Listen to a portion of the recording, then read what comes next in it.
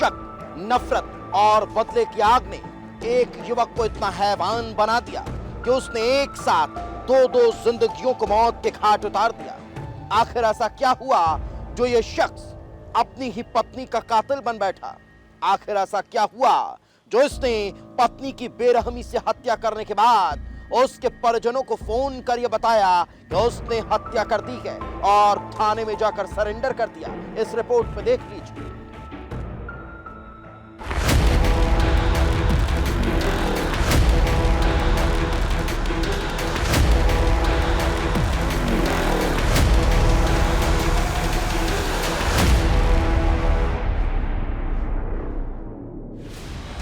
तारीख 12 अगस्त, जगह धार, मध्य प्रदेश।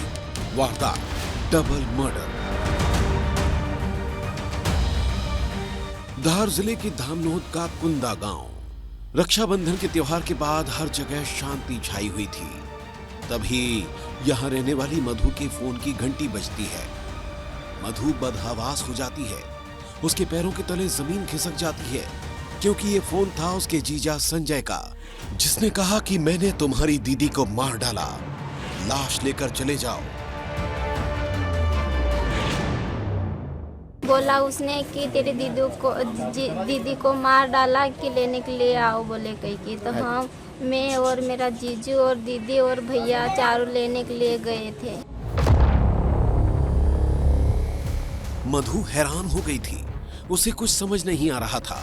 वो तत्काल अपने घर वालों के साथ इंदौर जिले के किशनगंज की ओर निकल पड़ती है, जहां बंजारी में उसकी बहन लक्ष्मी और जीजा संजय रहते थे। मधु परिवार के साथ बस में सवार होकर जा रही थी। इसी दौरान जीजा संजय बाइक से आता हुआ दिखाई देता है, लेकिन जब मधु नजर दौड़ाती है तो बाइक के पीछे कुछ बंधा हुआ नजर आता है। बाइक थोड़ी और करीब आती है तो पता लगता है कि बाइक पर कोई सामान नहीं बल्कि उसकी बहन को ही बांधा गया है। मधु अपनी दीदी को बाइक पर बंधा हुआ देखकर बस से उतर जाती है। अपने जीजा को मनाने की कोशिश करती है। वो दीदी को छोड़ने की गुहार लगाती है, लेकिन संजय के सिर पर जैसे खून सवार था। वो हर गुहार को नजरअंदाज कर रहा था। लक्ष्मी की सांसें चल रही थी। मधु बार बार उसे अस्पताल ले जाने की गुहार लगा रही थी, लेकिन संजय का दिल पत्थर हो चुका था। वो अपनी साली को भी बाइक पर बिठाकर ले जाता है। रास्ते में संजय की पत्नी दम तोड़ देती है और फिर वो पत्नी की लाश और साली को फेंककर फरार हो जाता है और जाते जाते कह जाता है, मैंने एक और आदमी को मारा है।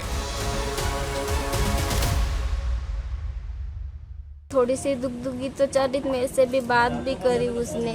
अच्छा, फिर क्या हुआ? उसको देखा और वो बोल रहा था कि मैंने माँ एक आदमी को भी मार डाला बोले कहीं की। उसको मैंने बोला कि तू गाड़ी रोक दे, हम हॉस्पिटल लेके चले जाएंगे, तू नहीं लेके जाएगा तो हम लेके चले जाएंगे। नहीं बोले कहीं की, गाड़ी रुकवाएगी तेरी दीदी को फेंक दूंगा बोले कहीं की, और कहीं तू ज्यादा मत बोलना तो बोले कि ट्रक में ठोक दूंगा। लक्ष्मी की लाश सड़क पर पड़ी थी। मधु अपनी बहन की लाश के पास चीख रही थी, रो रही थी। उसकी चीखें आसपास के गांवों में गूंजने लगी। लोगों की भीड़ जमा हो गई। धामनोद पुलिस मौके पर पहुंच चुकी थी। शव को अस्पताल भेज दिया गया, लेकिन सवाल अब यही था कि वो शख्स कौन है जिसे मारने के बाद संजय ने अपनी पत्नी को भी मौत के घाट उतार दिया। इधर इंदौर की किशनगंज पुलिस को सूचना दे दी गई थी। पुलिस ने आरोपी संजय को हिरासत में ले लिया था और उसने पूछताछ में पत्नी और महेश नाम के युवक की हत्या करना कबूल कर लिया। उसकी निशानदेही पर किशनगंज पुलिस जब श्रीनाथ हिल्स कॉलोनी के घर में पहुंची तो हैरान रह गई, क्योंकि यहां पर पड़ी हुई थी महेश की लाश। यानी लक्ष्मी की लाश को सड़क पर फेंकने के बाद महेश ने गुस्से में अपनी साली से जो कहा था वो बात सच निकली। महेश की हत्या करने के बाद संजय उसी की बाइक लेकर फरार हुआ था। ये वही बाइक थी जिस पर वो पत्नी को बांध कर ले गया था।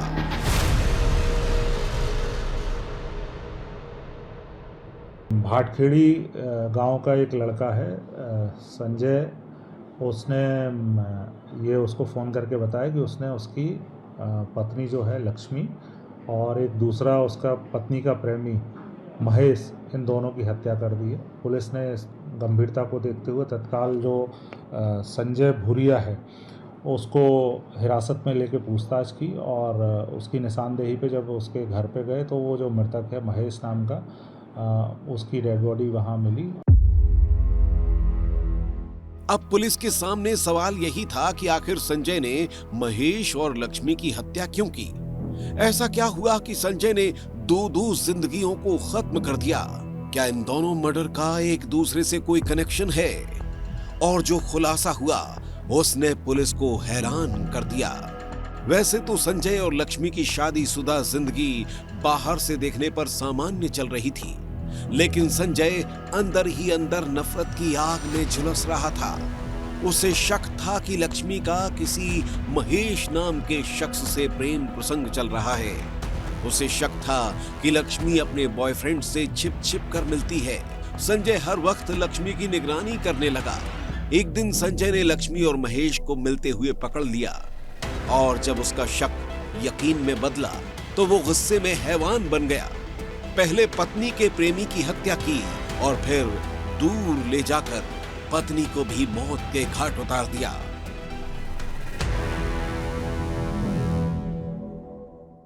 उसके द्वारा पूछताछ में बताया गया कि उसकी पत्नी लक्ष्मी और ये मृतक महेश दोनों के अवैध संबंध थे और उसने इनको देख लिया था और उसमें आवेश में आके उसने लकड़ी की जो बल्ली है वहाँ पड़ी हुई थी उससे वार किया और जिससे कि उस महेश की मौके पे ही मृत्यु हो गई और लक्ष्मी को भी सिर में चोट आई थी और उसको महेश की ही मोटरसाइकिल से लेके वो महेश्वर के लिए निकल पड़ा।